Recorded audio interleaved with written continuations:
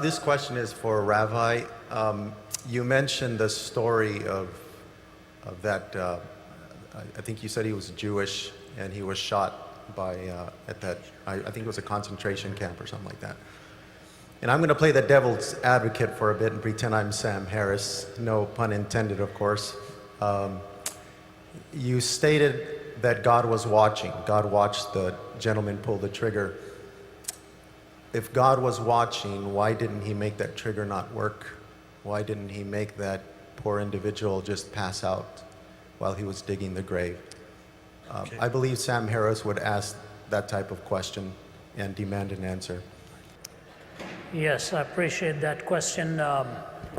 Playing the devil's advocate, you said that why didn't God keep the man from pulling the trigger rather than allowing the man to pull the trigger and then watch over him and bringing about some kind of judgment?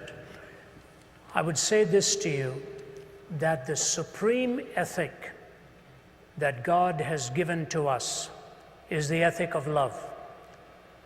It is the peak of all intellectual and emotional alignment. This thing we call love, which places value upon the other person of worth and as something to be protected.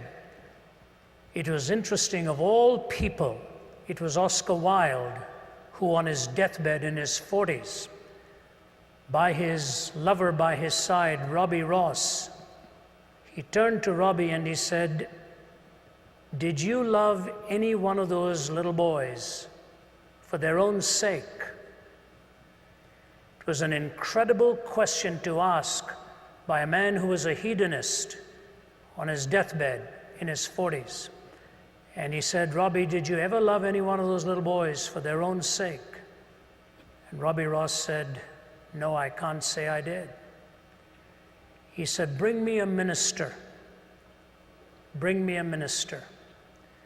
And it was in his magnificent poem, The Ballad of Reading Gaol, that Oscar Wilde said, only Christ was big enough to cleanse his heart and forgive him for all that he had done. The point even the hedonist realized was that in pleasure also, value and love are the supreme ethics that can be treasured. But you can never have love without intrinsically weaving into it the freedom of the will. You cannot have love without the freedom of the will. If you are compelled by some machine to a certain decision, you can never love. You can comply, but you will never be choosing to express that sentiment and the reality of love.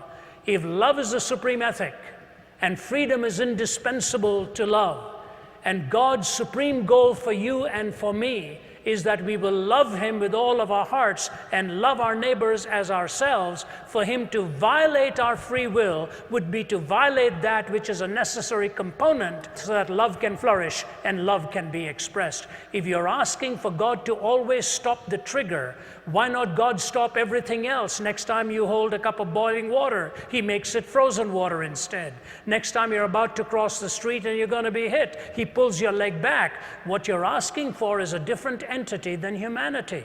As wonderful as it may seem that in stopping that you think he is protecting you from that which is destructive, the greatest denial that you're asking for is the freedom of your will to be able to choose and to love God with all your heart and all your soul. When you've got love as the supreme ethic and the freedom of the will to choose that love, all of the other contingencies come in and can become explained why it is possible to either choose or to reject so that love can ultimately reign supreme.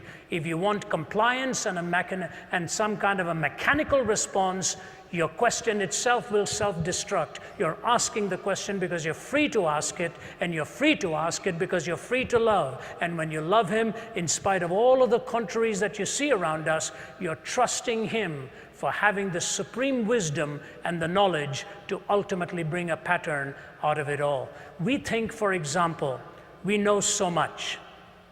The story is told in Mideastern folklore of this man who lost his horse that ran away.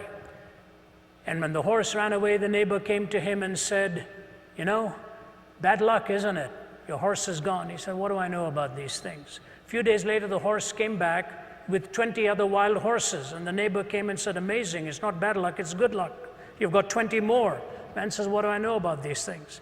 His young son is going and taming one of the new horses. That young horse kicks him and breaks his leg. The neighbor comes and says, terrible, isn't it? Your son's leg is broken, bad luck that these horses came. The fellow says, what do I know about good luck and bad luck? A few days go by and a bunch of thugs are coming looking for recruits to join their gang, and they're looking for all the able-bodied young men, and they're about to pick this young man but find out his leg is broken, and they say, we don't want him, we're going to move on to the next house. So the man comes and says, good luck, isn't it? Your son's leg was broken.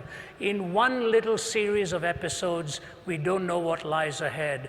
Why don't you wait till you stand before God face to face, and you will find out there were reasons why he didn't stop that trigger, so that you will see the heinousness of evil and see the majesty of love and good managing to navigate yourself, but as a pilgrim's progress to come to the celestial city.